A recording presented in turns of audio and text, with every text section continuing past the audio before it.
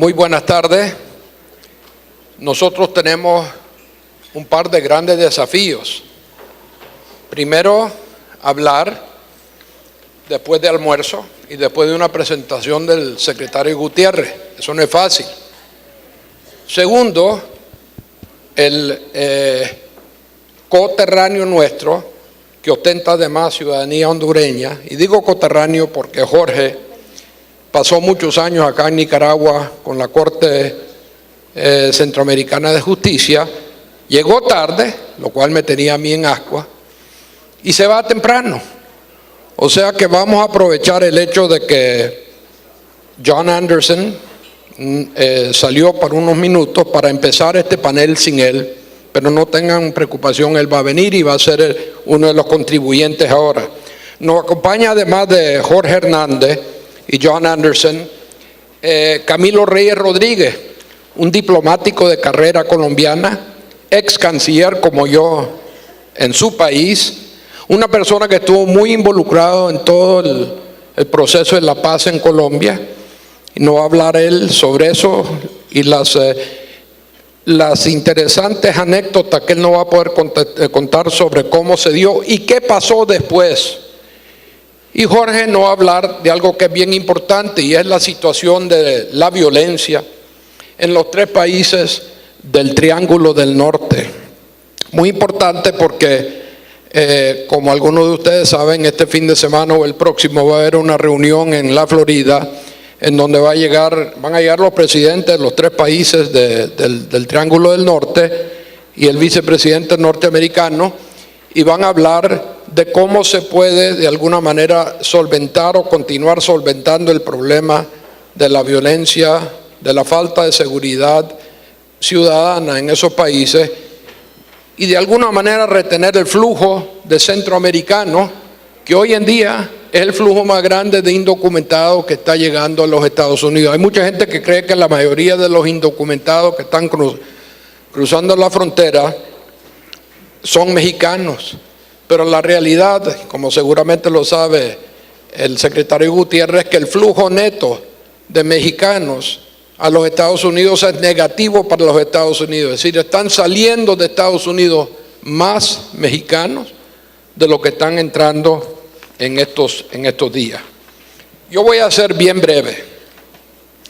Primero quiero decirle que el tema de paz y seguridad y los fundamentos como fundamento para la inversión y el desarrollo es muy oportuno, y además es un tema de mucha actualidad.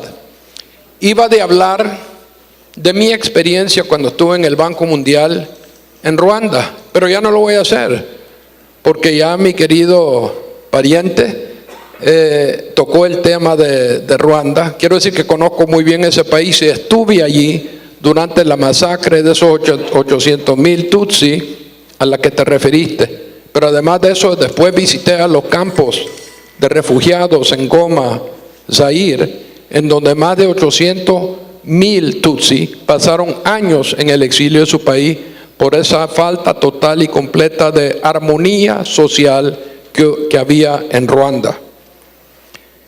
Ahora, nosotros en Nicaragua también apreciamos la importancia de haber, de alguna manera casi milagrosa, logrado una reconciliación nacional de la familia nicaragüense. Fíjense bien, muchos hemos hablado nosotros de lo que se ha logrado económicamente en nuestro país, y es mucho.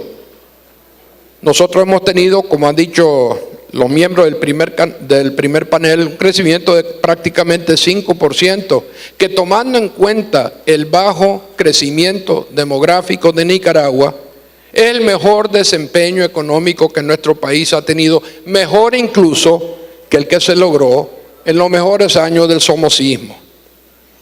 Pero fue tan profunda la crisis que nosotros vivimos en los años 80, primero con una revolución que fue cruenta, y una guerra civil que fue muchísimo más cruenta, que nuestro país, con todo y lo que ha ido creciendo en esta última década y más, y a pesar de la fantástica reconciliación nacional, nosotros todavía no hemos alcanzado el ingreso per cápita que tuvimos en el año 1977 en términos reales.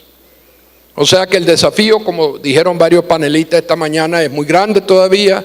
Yo creo que está muy claro nuestro equipo económico, y algunos de ustedes saben que yo hablo las cosas como las son, pero quiero decirles que por lo menos desde el año 2007, cuando yo ingresé al Parlamento de Nicaragua y fui el presidente de la Comisión Económica, hasta el momento, considero que el equipo económico de Nicaragua ha sido extraordinariamente responsable, extraordinariamente cuidadoso con el manejo de la economía, y eso nos ha permitido a nosotros ese crecimiento económico tan importante.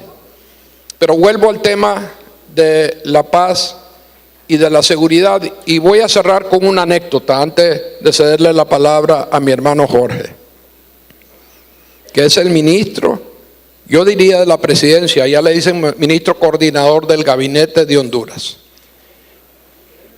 Este fin de semana, ayer, domingo, me vino a visitar un buenísimo amigo, uno de los más grandes y poderosos empresarios centroamericanos. Y le dije, ¿por qué no vamos a mi cortijo a pasar la tarde allá? Él llegó en una Lexus nueva del año, y detrás de él vino otra Lexus nueva del año, que era la de su hijo. Cuando yo veo esos dos vehículos entrar a mi casa, yo digo, uno es para él y el otro es para su guardaespaldas. Aparentemente no era así, porque él acudió a mi sugerencia de ir en mi carro, sin guardaespaldas, no blindado, a mi cortijo. Y entonces, yendo para allá, me dice, esto que estás haciendo vos y que estamos haciendo nosotros acá, no lo podría hacer en el país donde yo resido, porque allá la violencia, y es uno de los países del Triángulo Norte, no voy a decir cuál es, nosotros tenemos que andar con guardaespaldas y en vehículos blindados. Entonces yo le dije, ese problema no lo vas a tener aquí. Es más, le dije, y esto es para los nicaragüenses que saben que yo mucho hablo de mi finca en Virginia, en Culpeper, Virginia. Le dije, mira, le dije, aquí en Nicaragua hay muchísimo más seguridad de la que yo encuentro en el Starbucks de Culpeper, en donde mis vecinos llegan con escopetas y con pistola Magnum 44 para tomar su café. Ese es mi pobre intento de tratar de superar a mi primo Roberto Zamora. Jorge, usted tiene la palabra. Claro.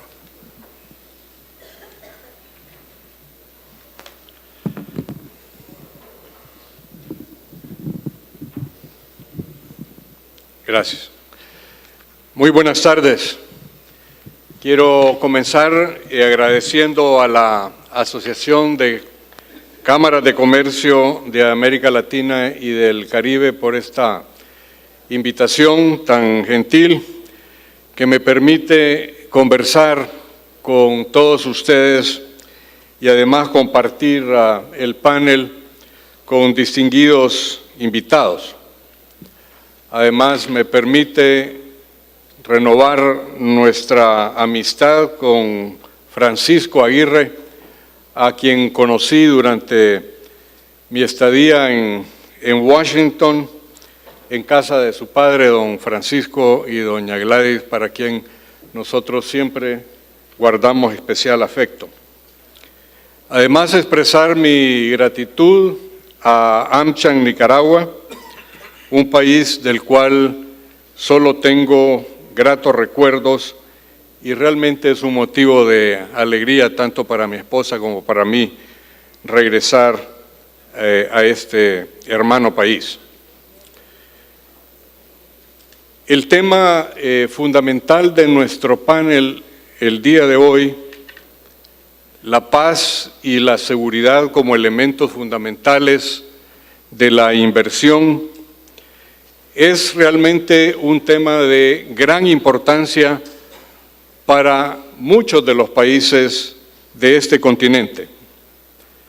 Y particularmente lo es Para los países que como Honduras hemos tenido que enfrentar los retos que la inseguridad ha significado para las posibilidades de inversión, de crecimiento de nuestra economía y de generación de empleo. Y es que el fenómeno de la globalización no solamente se manifiesta en la rapidez y el aumento en los flujos comerciales, financieros y de la información, sino que ese fenómeno también se refleja en las relaciones que tejen las organizaciones criminales internacionales y también lo estamos viendo desgraciadamente casi todos los días, el terrorismo a nivel mundial. En los países que tienen una institucionalidad muy fuerte, los impactos de la inseguridad sobre la economía se amortiguan de una manera distinta a cómo sucede en países en vías de desarrollo. En países como los de nuestra región, encontramos que existe una relación muy fuerte entre seguridad ciudadana e inversión. Cuando la seguridad aumenta, cuando la inseguridad aumenta, la inversión se contrae. Y cuando sucede lo contrario, cuando la inseguridad disminuye, la confianza del inversionista retorna y la inversión se expande. Naturalmente siempre existen aquellos visionarios que apuestan contra las probabilidades y deciden también invertir en climas riesgosos. Sin embargo, para nosotros, los que estamos en el sector público, el papel de los gobiernos es distinto al que juegan los emprendedores como ustedes. Nuestro rol ciertamente no es el de invertir en actividades productivas, sino crear las condiciones adecuadas para atraer mayor inversión privada que genere más y mejores oportunidades de ingreso para nuestro pueblo. De ahí que trabajar en mejorar las condiciones de seguridad de un país es una de las funciones esenciales de un gobierno. La creación de ese entorno favorable a la inversión privada es bastante complejo. La seguridad, naturalmente, es primordial, pero también lo es la seguridad jurídica, la seguridad de la propiedad, la acumulación de capital humano.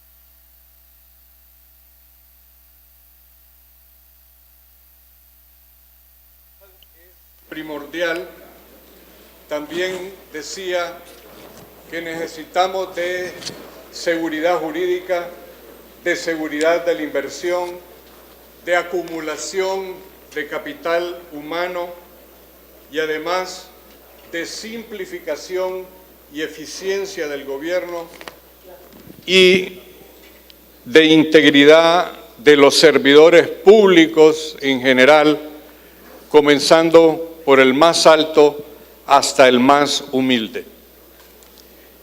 En el caso de nuestro país, porque no quisiera hablar sobre otros países, pero hablar sobre Honduras y sobre la experiencia que nosotros hemos tenido. Nos tocó enfrentar al inicio de este gobierno una situación extremadamente difícil en el campo de la seguridad, sobre todo por los flujos de la droga que transita del sur al norte de América. Y el presidente Juan Orlando Hernández decidió ejecutar una estrategia que no estaba limitada únicamente a la seguridad.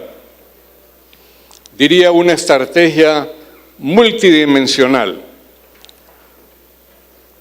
que comprendía 4 prioridades: la misma seguridad, la promoción de la inversión y del empleo, la protección social y finalmente la transparencia y la eficiencia del Estado.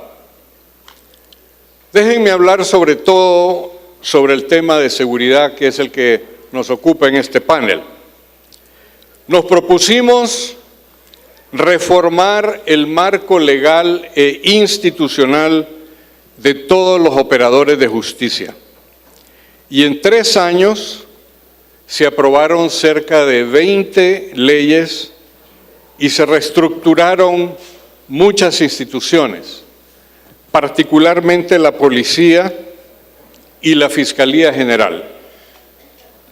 Se creó además una institución de información e inteligencia, se puso en práctica un mecanismo institucional para coordinar al más alto nivel todos los actores de seguridad y de justicia, y aprobamos además un presupuesto específico para financiar este esfuerzo en materia de seguridad con entrenamiento, equipamiento, logística, tecnología y la operación conjunta de la seguridad ciudadana y la defensa nacional. Ese impuesto, conocido como la tasa de seguridad, es administrado en un fideicomiso por el gobierno y la empresa privada conjuntamente.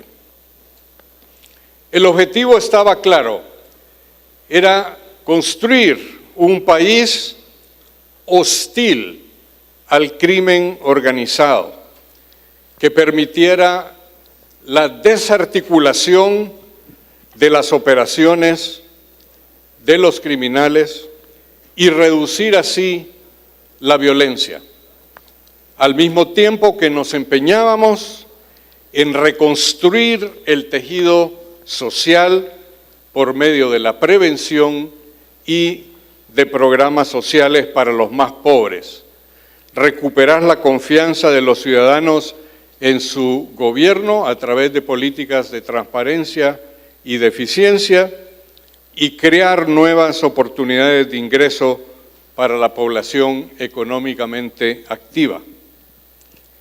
Cuando asumimos el gobierno, el país iniciaba en el 2014, iniciaba una leve disminución de la tasa de homicidios. La tasa de homicidios había llegado en Honduras a 86.5 por cada 100.000 habitantes. Y no obstante eso, la serie de reformas legales, institucionales, la mejor coordinación de esfuerzos, los nuevos recursos financieros asignados a la lucha contra la inseguridad nos llevaron realmente a detener esa curva ascendente que venía desde el 2006 prácticamente hasta el 2014 y comenzamos entonces a disminuir la tasa de homicidios.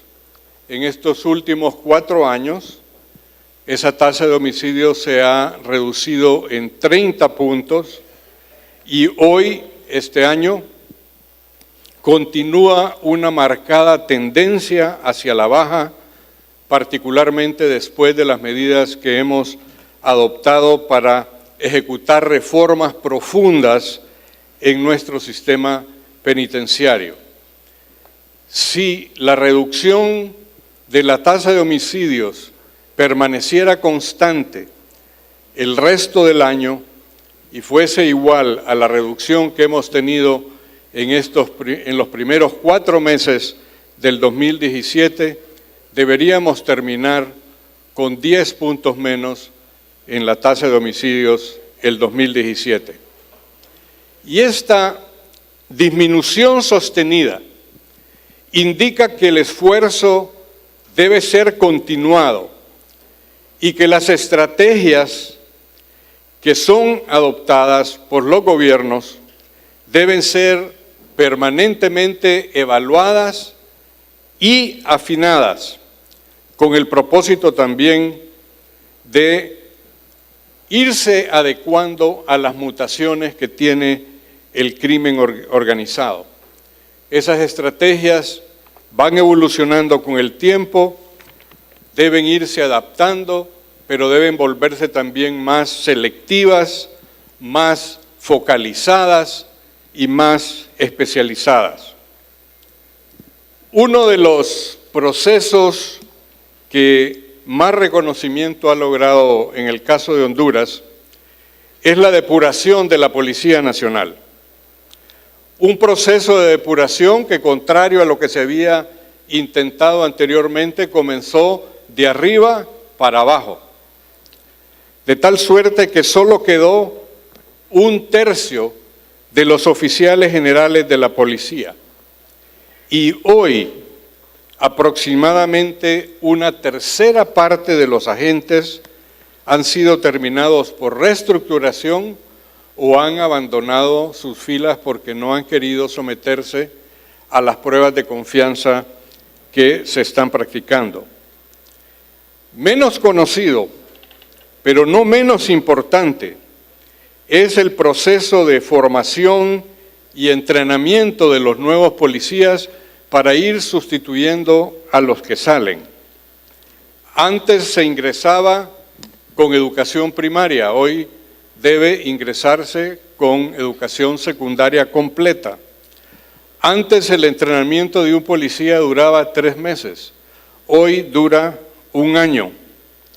Antes se ingresaba sin pruebas de confianza, hoy debe ingresarse pasando las pruebas toxicológica, poligráfica, patrimonial, psicológica y física.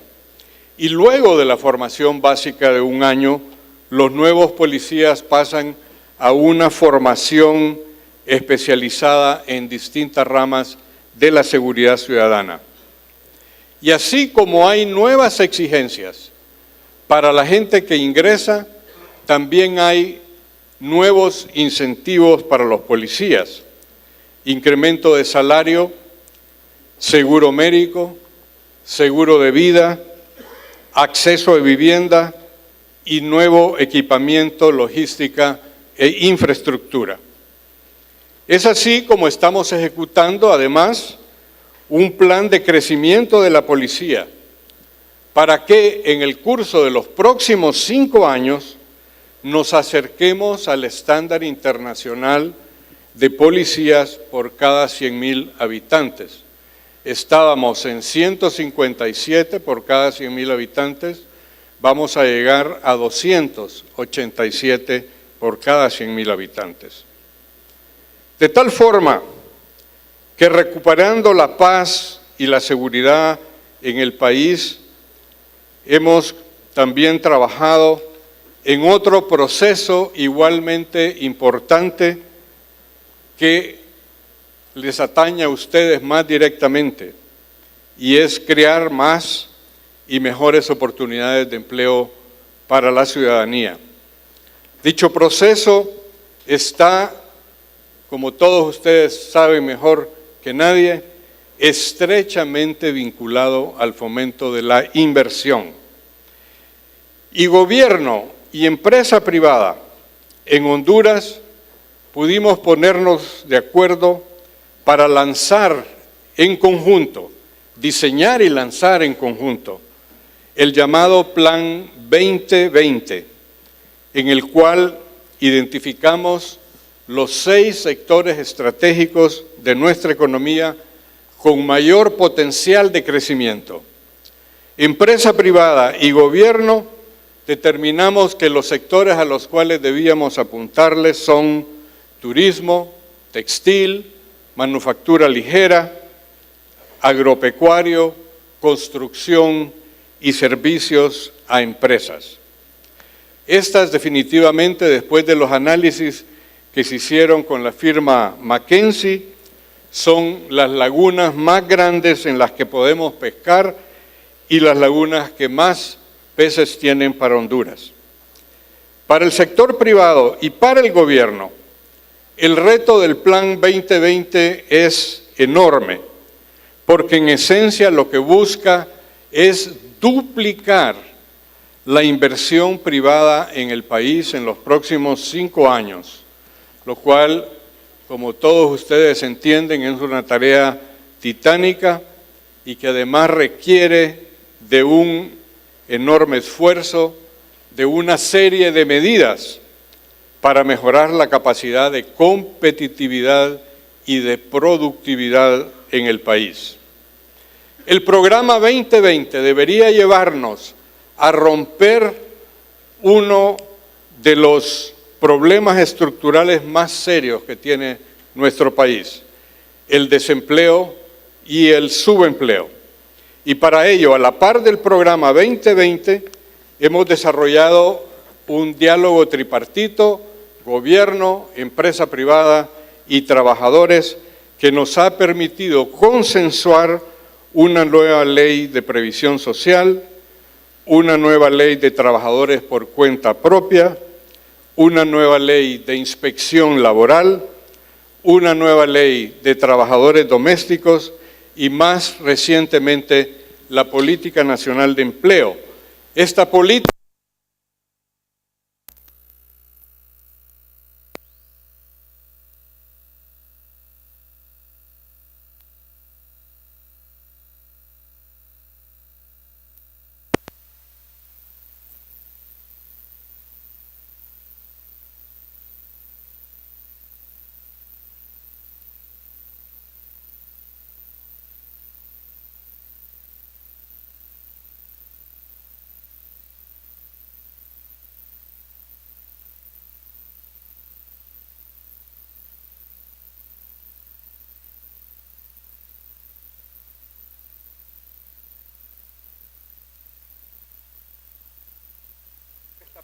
Nacional de Empleo. Estamos también, empresa privada y gobierno, haciendo inversiones en la infraestructura del país para poder mejorar nuestra competitividad. Y sobre todo, la empresa privada, a través de APPs, de asociaciones público-privadas, y el gobierno, estamos invirtiendo cerca de 2.000 millones de dólares en infraestructura, en servicios portuarios, aeroportuarios, carreteras, generación, distribución y transmisión eléctricas. Solo en servicios portuarios hay una inversión privada de alrededor de 600 millones de dólares, un nuevo aeropuerto internacional por 200 millones de dólares, varios aeropuertos menores internos y la construcción o mantenimiento de 1.750 kilómetros de nuevas carreteras o de carreteras existentes para que pueda fluir el comercio y la economía se dinamice. También hemos emprendido la reforma de nuestro sistema aduanero y hemos trabajado en recuperar la estabilidad macroeconómica, lo cual hemos logrado en estos últimos 3 años y medio. Aprobamos además una ley de responsabilidad fiscal para asegurarnos que cuando salgamos del gobierno habrá un marco regulatorio adecuado para la responsabilidad fiscal. Hemos trabajado ya y trabajamos ahora en un presupuesto de mediano plazo y recientemente el Consejo de Ministros, hará un par de semanas, aprobó el primer marco macrofiscal de mediano plazo. En 3 años logramos reducir el déficit fiscal de 8% del PIB a 3%. La inflación se ha mantenido muy moderada, naturalmente influida por las condiciones externas, en alrededor de un 3%, y la devaluación de la moneda nacional está bastante por debajo de las proyecciones para este fin de año.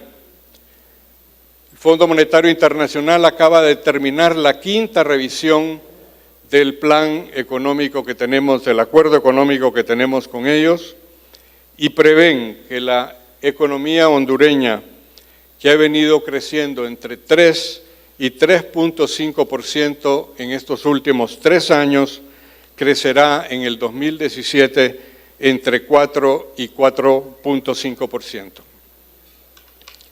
No obstante, y este es mi mensaje principal, a pesar de que las proyecciones de crecimiento económico, pudiéramos decir, son aceptables, el país requiere crecer más y requiere crecer más rápidamente si queremos aumentar el empleo y si queremos mejorar las condiciones de vida de la población. Pero ese crecimiento solo puede venir si el gobierno de una parte mantiene la disciplina fiscal y la empresa privada de otra invierte más en los sectores estratégicos que hemos definido en conjunto. Como gobierno tenemos ciertos márgenes y ciertos techos que debemos observar si queremos mantener la estabilidad macrofiscal en cuanto al gasto, a la inversión pública y al crédito externo. Y es por ello que solamente podremos alcanzar niveles más altos de crecimiento económico si logramos hacer crecer la economía sobre la base de mayor inversión. Entonces, el papel que le toca jugar al sector privado es absolutamente determinante. Para poder crecer, tenemos que seguir trabajando en conjunto gobierno y empresa privada. Los gobiernos no lo pueden lograr todo por sí solos. No es nuestra labor, como dije anteriormente, crear el empleo. Esa es la labor del sector privado. Nuestra labor es mantener las condiciones necesarias para que pueda haber más inversión, más crecimiento y más empleo.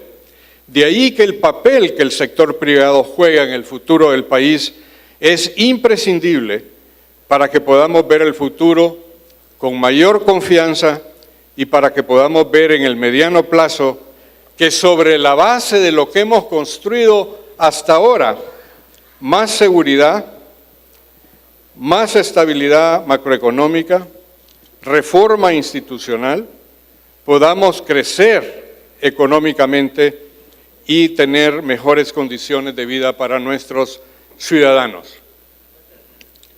La conclusión es que la seguridad sí es una condición sine qua non para el crecimiento. pero no es una condición suficiente.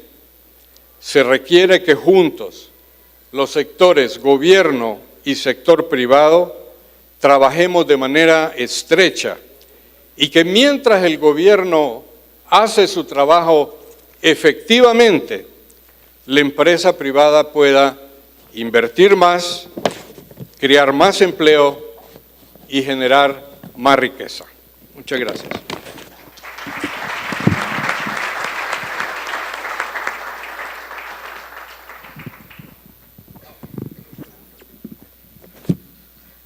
Muchísimas gracias, Jorge. Antes de cederle la palabra al canciller Reyes Rodríguez, quisiera notar que pareciera que le hace falta a este hotel un poco de ese plan 2020. Ya van 3 o 4 veces que se nos va la luz, ¿verdad? Yo sé que eso no tiene nada que ver, AmCham, el problema del hotel, pero de nuevo estoy queriendo ver si me acerco a Roberto Zamora. La segunda observación que se me olvidó mencionar al inicio es que Nicaragua tiene los gastos militares y de policía más bajos de las 6 repúblicas hispanoparlantes del Istmo Centroamericano. Cuando yo estaba en el Banco Mundial, la prueba del ácido para ver si un país estaba realmente invirtiendo en el desarrollo era cuánto se gastaba en Fuerzas Armadas y Policía versus cuánto se gastaba en educación y salud. Y esa relación en el caso de Nicaragua ahora es 6 veces más para educación y salud que lo que se gasta para ejército y policía. Con eso le cedemos la palabra al canciller Reyes Rodríguez. Muchísimas gracias. Muchísimas gracias, Francisco. Yo primero que todo quisiera agradecerle a Roberto, a Álvaro, a Bill, a la Cámara de Comercio Americano-Nicaragüense, a la Cámara de Comercio Americana y al gobierno nicaragüense por esta invitación y por la oportunidad que hemos tenido hoy de oír intervenciones realmente muy interesantes. Se me pidió que me refiriera al proceso de paz en Colombia y yo voy a hacer lo posible por hacer una descripción de los principales elementos de ese proceso, los principalísimos diría yo, porque es un proceso complejo. Y quisiera también referirme muy brevemente a los primeros resultados que uno puede recoger con un proceso de paz que está en implementación, pero que ya nos deja ver a nosotros los colombianos un horizonte muy distinto. El proceso de paz lo lanzaron varios presidentes colombianos antes, hubo muchos intentos previos, pero el proceso de paz se lanza porque Colombia sufrió un conflicto que empezó en 1964, un conflicto que encuentra su razón originalmente en un reclamo de los campesinos por la tenencia de la tierra. Y la tenencia de la tierra es un elemento muy importante en la historia de Colombia y es muy importante en la historia del conflicto. Tan es así que explica que el primer punto de la agenda de la negociación entre el gobierno y las FARC fue la tenencia de la tierra, el tema agrario, cómo recuperar el campo colombiano y cómo sustraerlo de la violencia. La segunda parte de esa negociación es la participación política y se explica entre otras cosas porque parte de la explicación del conflicto colombiano está en lo que fue la creación del Frente Nacional en 1958. El Frente Nacional en 1958 es un acuerdo entre los 2 principales partidos políticos para evitar la violencia entre ellos 2. Y eso se logró, pero el Frente Nacional desafortunadamente tuvo otra consecuencia, que es que redujo los espacios para la oposición. Entonces, de alguna manera, el Frente Nacional, aunque tuvo efectos muy positivos en la historia de Colombia, desafortunadamente tuvo un efecto colateral, que es que redujo para la oposición su espacio y de alguna manera contribuyó a la creación de la guerrilla. Entonces tenemos dos primeros elementos, la cuestión agraria, segundo, la participación política y entonces la negociación entre las FARC y el gobierno colombiano incluyen como segundo punto la participación política. El tercer punto también llega un poco después en nuestra historia, el narcotráfico, una verdadera pesadilla para Colombia y había que incluirlo en la negociación. El cuarto punto, muy importante, las víctimas. Había que negociar la forma en que deberíamos de tratar las víctimas, reconocerlas, incorporarlas a la sociedad, reconocerles sus derechos, indemnizarlas, garantizarles la verdad, la justicia, la reparación y la no repetición. Muy importante. Y los dos últimos puntos de la negociación incluyeron lo que es DDR, el fin del conflicto, desmovilización, desarme y reintegración. Y para finalizar, el mecanismo de verificación y seguimiento, cosa que se está haciendo con la Organización de las Naciones Unidas y, por cierto, con una importantísima participación internacional, con la presencia de muchos países que le garantizan a parte y parte al gobierno y a las FARC que se cumpla y se está cumpliendo afortunadamente con los 6 puntos con que se inició esa agenda. Aquí yo quisiera referirme entonces a unas evoluciones normativas muy difíciles de lograr. Afortunadamente se han ido construyendo. Primero, lo que llamamos la JEP, una jurisdicción especial para la paz, porque obviamente esto tiene un tratamiento distinto de lo que habría establecido el sistema de administración de justicia tradicional de Colombia. Entonces se creó un sistema especial, una jurisdicción especial para la paz. Y otra cosa muy importante, obviamente, una ley de amnistía, que le permite al Estado, con la participación de la JEP, que tiene elementos internacionales, resolver el caso de los guerrilleros y distinguir, algo dificilísimo, entre diferentes tipos de delitos.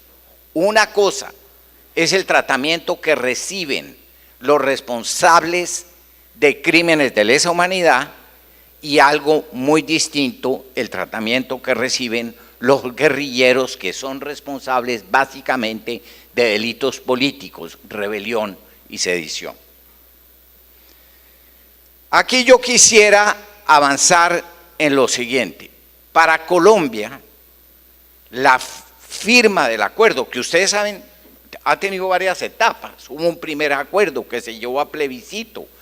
El plebiscito tuvo un resultado negativo, se negoció un segundo acuerdo. El segundo acuerdo se llevó a todas las instancias del Estado.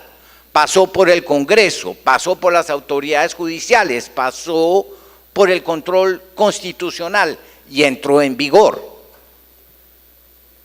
Y después de eso, pues hay un elemento político muy fuerte que uno no debe ignorar, que es el hecho de que al presidente Santos se le dio el Premio Nobel de Paz por el compromiso político en que se empeñó y en que empeñó su capital como líder de un país y como un hombre público.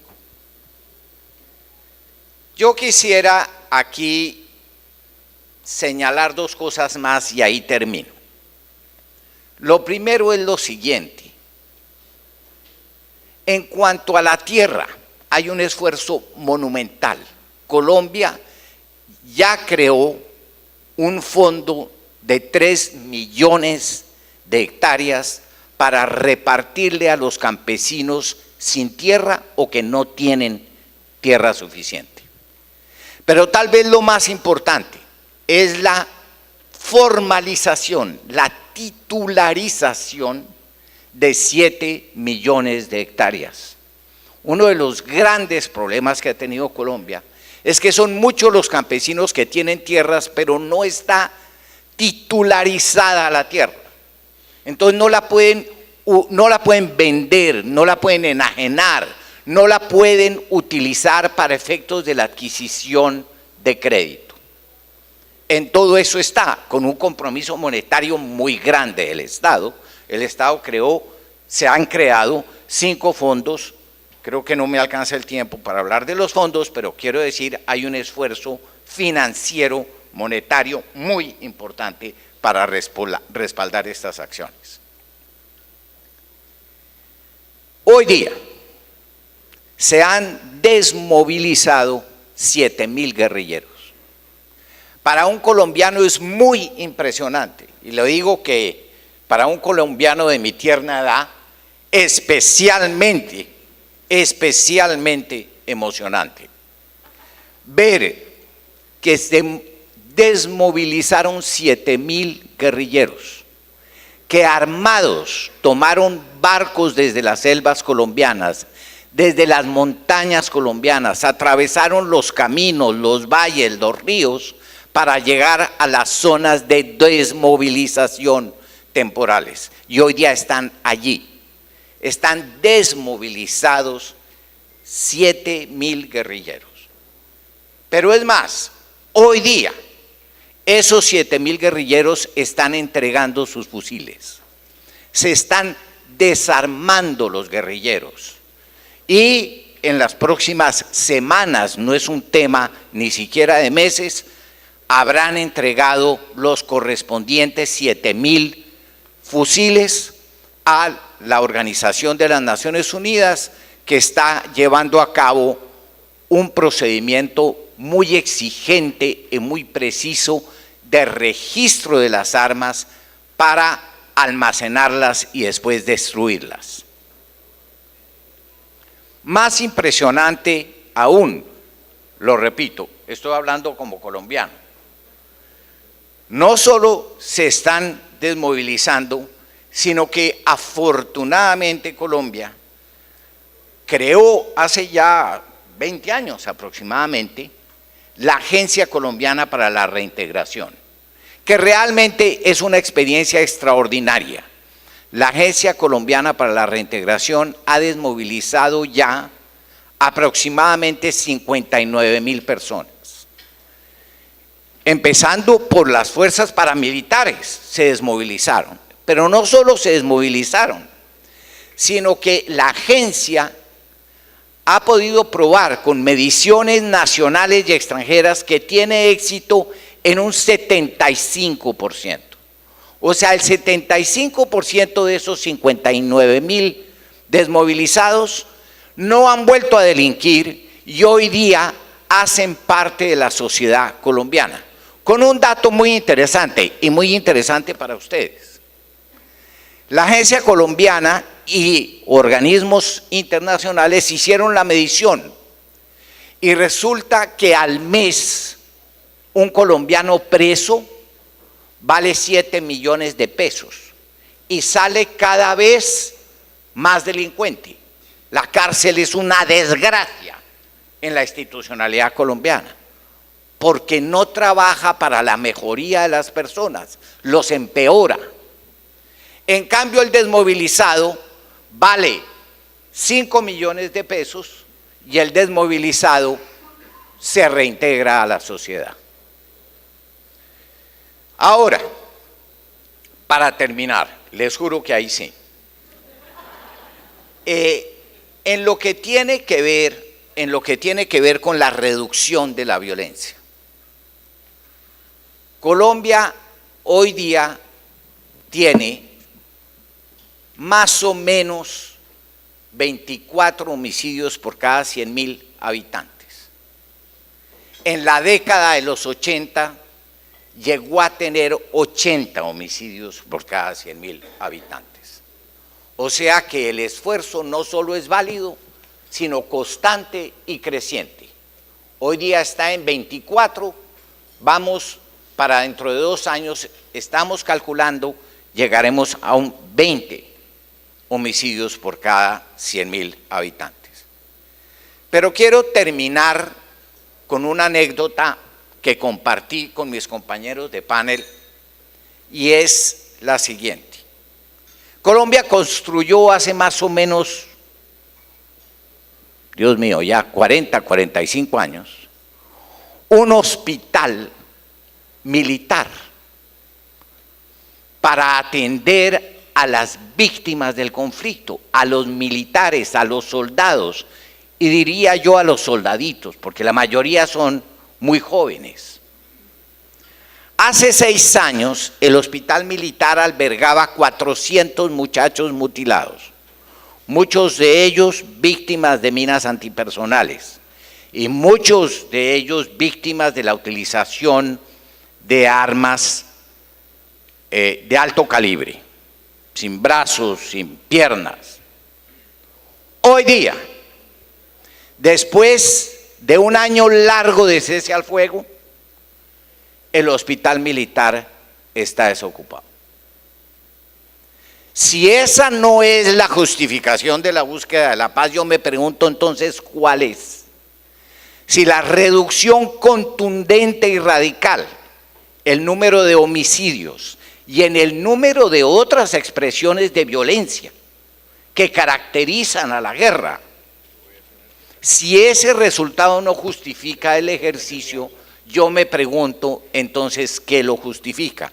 Por eso es que yo creo, y he trabajado en eso con muchísima humildad, pero lo he trabajado mucho, que el involucramiento del sector privado, Jorge, el involucramiento del empresariado, que acompañe los esfuerzos de un gobierno y de una sociedad para consolidar la paz, es indispensable, es una condición sine qua non.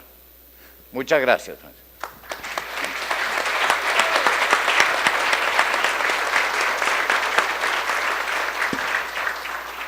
Muchísimas gracias, Camilo. Se va a tener que despedir de nosotros mi hermano Jorge Hernández porque regresa a Tegucigalpa a sus múltiples ocupaciones. Un placer haberte tenido acá. Y ahora le vamos a ceder la palabra.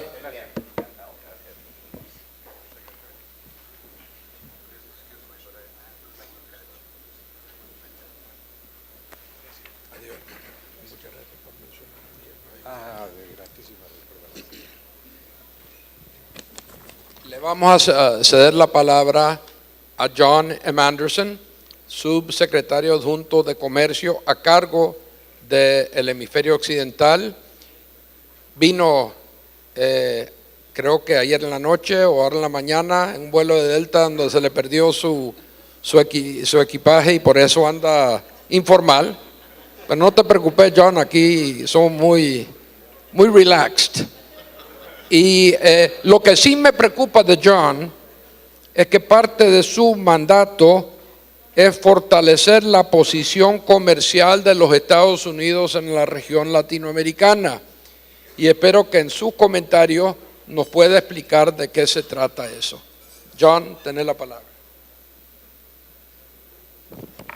Thank you very much. And I'd also like to start by thanking AmCham Nicaragua, the U.S. Chamber of Commerce, and ACLA for putting on this event and for inviting me down.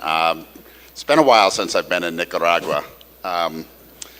So I've thought about this a little bit, even as I was up here, how best to start. And because I'm not an expert necessarily on security, I'm a generalist, and I've been somebody involved in Latin American, U.S. Latin American trade for off and on for many of the last 34 years. But so part of what I'm going to talk about a little bit is the importance of, as was just said, the private sector and the appearance versus reality aspect of that. And what I mean, and let me just give you, I'm going to start with a little story that may not have a tie to security, but has a tie to that aspect. Many years ago, my former boss, Walter Bastian, and I, we had an assistant secretary of commerce, so he was my boss's boss. And we thought maybe he was at the wrong agency because he came in, and this was under another Democratic administration, which had, ratified NAFTA at that point, and he was not a NAFTA fan. He came in and he talked, well, he was more about international labor rights and what we should be doing there. And he had this perception of South America that was still tied back into like the 1950s. And it wasn't his fault, he had never been. So Walter and I put on a trip for him, and we brought him to 5 cities in 5 days. We started in Buenos Aires, we went to Mendoza, we went to Santiago, we went to Sao Paulo, making sure we flew over during the daytime so he could see just what a vast and expansive city it was. And we ended up in Rio. And he, after that trip, and to this day, first of all, says it was the best trip he ever had in his entire life, not just in his career in commerce, but he came back with a fundamentally different view of South America and how important it was and how much of a difference it made. Because he went there thinking it was small cities, third world everywhere, and he came back with a fundamentally different perception. So that's one. And the reason I say that is because when Carlos Gutierrez was our secretary, and we were working hard to first negotiate the U.S.-Colombia trade promotion agreement, but just as importantly, to ratify it, Carlos Gutierrez took that same tact in terms of working to make sure that we were able to sell that agreement. And so let me tell you what, a few years before, we had a secretary, we were talking about doing a trip to Colombia, and he said, no way, not going, too dangerous. In fact, the regional security officer came and said the same thing, what are you guys, crazy? It's still a really difficult place, the narco-terrorists, it was not a good time to travel. A few years later, we're negotiating the trade promotion agreement. And then there were a number of members of Congress who were not in favor of the trade promotion agreement. Because their view, again, was this is a very unsecure area. Why would we ever want to enter into this? Even though we, under one of our agreements, Colombia already had duty-free access into the United States. As those of us who knew that used to call it we've already paid for it in some sense because they have duty-free access, we didn't. So what we did is he organized, Secretary Gutierrez organized, I think about 4 or 5 bipartisan delegations, 5. And I had the honor to go on one of them. And his point was, as he said at the end of all of those, I'm a salesman. And what I wanted to do was to bring you down here to see the country, to talk to the people, to talk to the politicians, to get a sense of what was really here and what was possible. And so when you go back and you have to vote, you're not going to be able to vote based on the fact that something you've heard or something some lobbyist or something that somebody with an agenda has told you. You're going to have to go back and think about it. And I think he really changed some minds as a consequence of that, and saw a perception of saw that the perception of the country didn't comport with the reality on the ground. So a little bit more on the security aspect also then is a few years ago, we started the high-level economic dialogue with Mexico. And why did we start that? We started that because the perception, all the newspaper articles, all the CNN, Fox News, everything else was how negative, the negative perception of Mexico. It's drugs, it's illegal immigration, it's gang warfare. And what we wanted to do was to try and help tell the other side of the story. Change the dialogue, change the dynamics, And the private sector was a key part of that. And in fact, today or tomorrow, we're having the U.S.-Mexico CEO dialogue, which grew out of that, to demonstrate the importance of that relationship, that it's something more than just what people were seeing on TV. And what we encourage the private sector to do, and still to this day, is to talk about the importance of the economic aspects of that relationship, what it means, what it has meant, what it'll mean going forward. And I think that's a key component of what we have achieved in that space. When you talk about security, though, for investment, and somebody said it just a little earlier, we had a former Deputy Secretary, Sam Bodman of Commerce, who ended up becoming Secretary of Energy.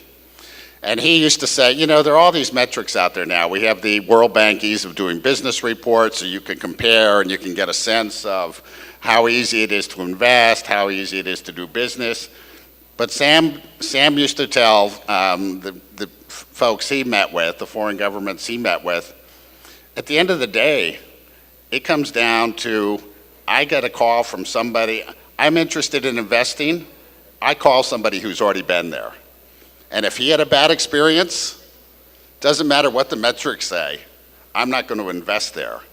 So that's part of the security aspect too, of how, and what are those important things? Their rule of law, their predictability, their transparency, and just as importantly, they're a court system that functions. So if you do get into run into a problem on an investment aspect, because you probably are at some point, that's the way the world works, you want to make sure that there is a dispute settlement mechanism that works, that's fair, that's predictable, and that judgments are also followed through on. So I'm not quite sure that was the aspect of security that you wanted me to focus on, but that's been a bit of my perception in the last 30 some odd years working at the Department of Commerce and the role that the private sector plays in that aspect of it. So thank you.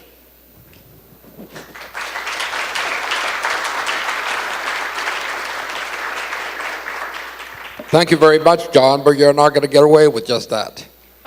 Yo estoy seguro que van a haber preguntas acá para él, pero yo quisiera tal vez volver al comentario. Yo quisiera tal vez volver al comentario inicial mío, John, y tiene que ver con las responsabilidades tuyas, que incluye fomentar, llamémoslo así, un manejo, ¿cómo dice aquí esto? No quiero fortalecer la posición comercial de Estados Unidos en la región.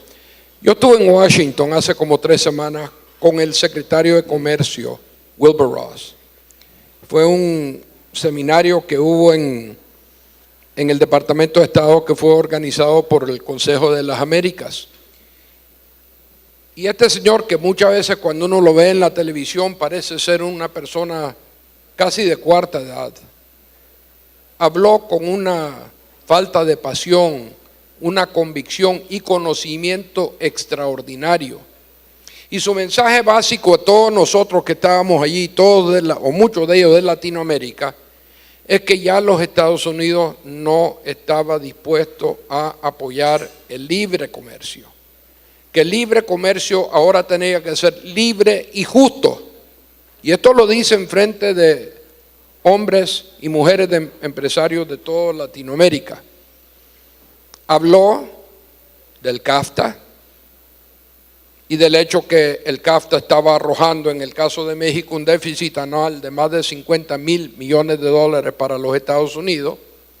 Habló del trabajador norteamericano, de la desaparición de la fábrica y del sector manufacturero en Norteamérica, en los Estados Unidos. Y mi pregunta específica para vos, John, es ¿cómo va eso? ¿Y cómo va el DR-CAFTA? Que es el que más nos interesa a nosotros los centroamericanos.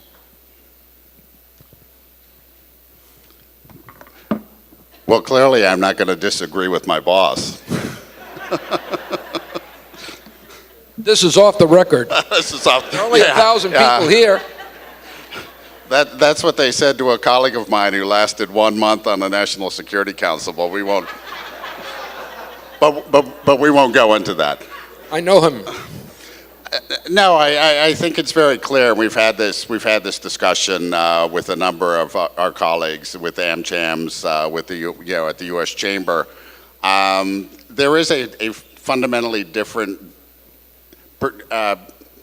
move forward in the way we're negotiating. I mean, one is a hard look at, as my secretary says, anytime he does a bilateral meeting, what's the trade balance, number one.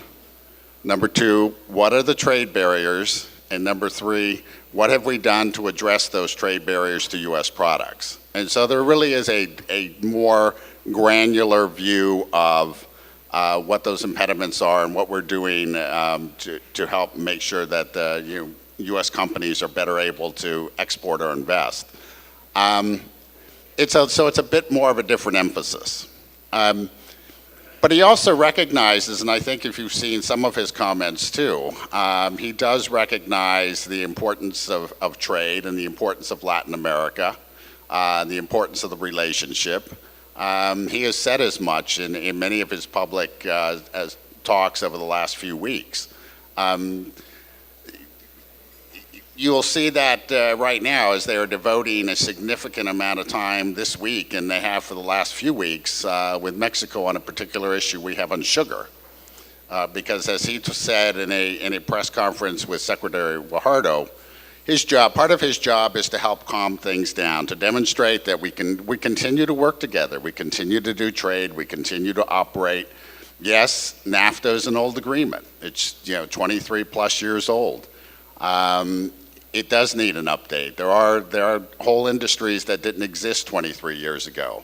There are parts, the energy sector being one, not a new industry, but the new fundamental change in the way the Mexican government works on energy now that we'd like to have look at codifying. There are other aspects in electronic commerce that didn't exist 23 years ago. So that's another part of it also. What can we do to upgrade? What can we do? But with more of an eye of how it can be of benefit to the United States. And I think that's part of what you're hearing also. With respect to CAFTA, I mean, it's no secret that we are undergoing a review of all our free trade agreements. But I would, at the moment, CAFTA is further down the road. We will be hopefully launching negotiations on NAFTA at the end of the 90 days, which I think is about August 16th. The Mexicans Mexico understands that and are prepared to do that.